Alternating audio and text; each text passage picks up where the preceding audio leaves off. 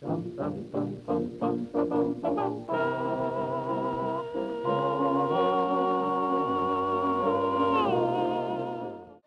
Pilipinas, sinasabi nila, tatlo ang panahon. Panahon ng tag-init, panahon ng tag-ulan, at panahon ng eleksyon. At ito na nga, kalakasan na. Umuulan ng mga nakakalokang mga jingles at mga nakakainis na tarpaulin. Pero Pilipinas to. Meron tayo mga sarili at kakaibang paraan ng paggawa ng mga bagay-bagay. Para makarating ka rito, kailangan mong gawin ito.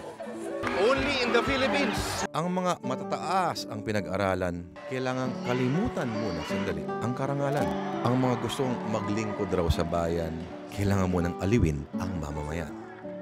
Kaya naman ang pangangampanya sa Pilipinas ay kakaibang uri ng sining.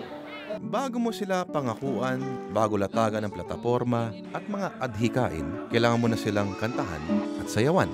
At hindi lang yon. Sa Pilipinas lang yata pwede kang mangampanya na may proxy. Kung hindi anak, pamangkin. O tatay na kung kailan pa tumanda, tsaka pa isinalang sa kahihiyan. Wala raw kadangal-dangal. Pero, ano ngayon? Bastos! Kung ang mapapala mo naman ay ganito, pagpapamudbod ni Enrile ng ₱1,000,000 sa mga senador. Sa ganyang halaga, ba't nga ba hindi ka pa tumodo sa iyong kakaibang kakayahan? Pero, bakit nga ba may mga pagpupulong na nilalangaw at may mga pulong na tinatao naman? Bakit ba?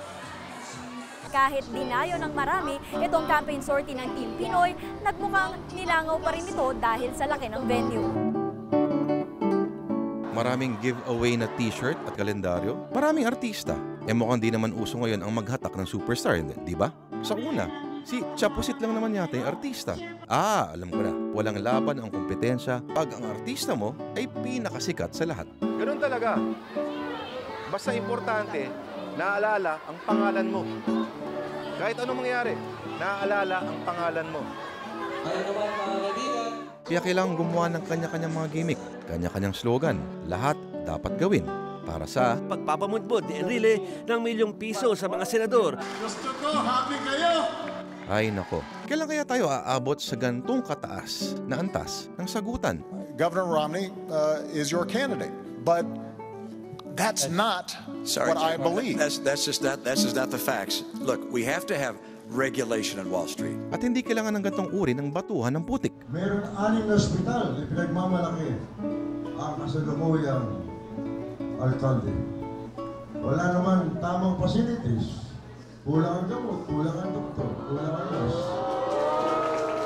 Sino designation? Mr. President, kayo ba ito? Ulitin natin.